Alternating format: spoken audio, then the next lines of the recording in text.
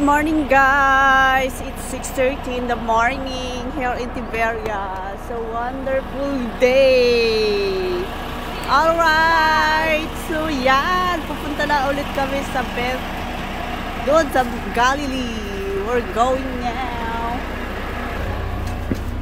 Yehey! Yehey! Alright guys, andito tayo sa Nazareth. Hindi po namin in-expect na dadaan po kami dito. So, parang bonus na rin po sa akin ito. So, sobrang first time ko po dito. Ito po ay Site of Annunciation Church, which Angel Gabriel appeared to the Virgin Mary and announced that she will give birth to Jesus. This place is Nazareth. It is in northern Israel. Okay, so napakalamig, sobrang malamig. At yan nga po ang aming mga kasama. At syempre, makikita po natin yung mga maraming kalapati na...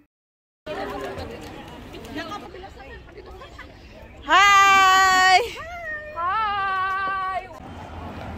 Freezing, it's freezing.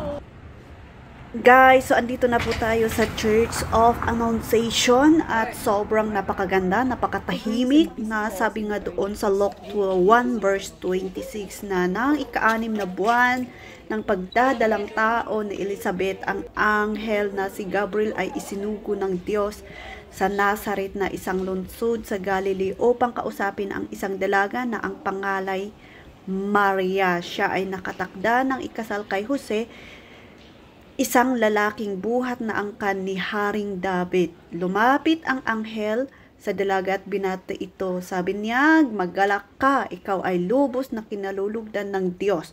Sumasa iyo ang Panginoon." Amen. So praise the Lord. At dito nga po yung cave na kung saan nag-appear si Angel Gabriel kay Meme Maria para kausapin niya na maggalak ka, ikaw ay lubos na kinululugdan ng Diyos, sumasa iyo ang Panginoon. Amen. So praise the Lord na kung tayo din ay kausapin ng Holy Spirit ay magiging magalak po tayo, magiging prepared po tayo. Di po ba yung sinabi ni Maria na for there is nothing that God cannot do, thy will be done. Amen. So, may it happen to me as you have said. And sabi niya doon na the angel Gabriel was left. Amen. So, praise the Lord. Ayan guys, lalabas na po kami. And it's so very wonderful. So, it's so wonderful. Yan. So, let us be ready also. Let us prepare our heart to Jesus. That our anointing, power, and filling of the Holy Spirit ay hindi mawawala, kundi ito po ay nag-uumapaw sa ibang tao. Amen. Yes.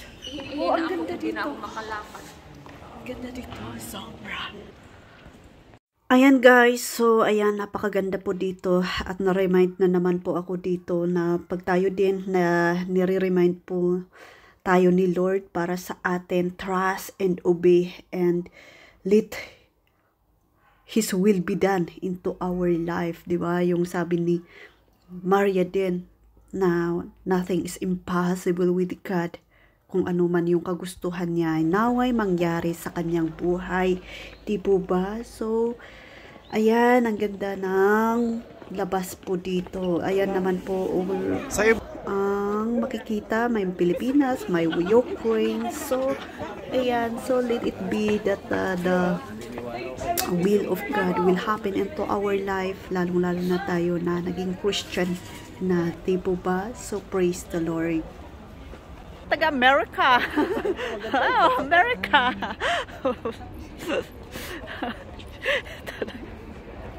Alright, pasok ulit tayo for the next destination. Okay? Yeah. Let's go.